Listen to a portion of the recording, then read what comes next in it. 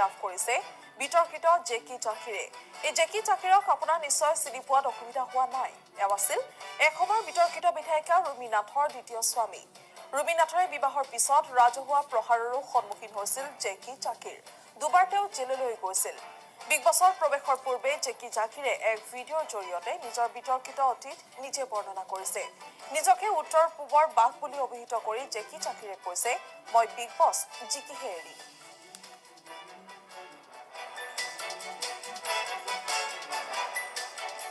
Hi, this is Jeki Zakir Hussain. मेरा नाम जेकी जाकिर हुसैन है. I'm 32 years old. Silchar north east Assam say belong करता हूँ. एक बिजनेसमैन हूँ. पॉलिटिक्स में भी इंटरेस्ट रखता हूँ.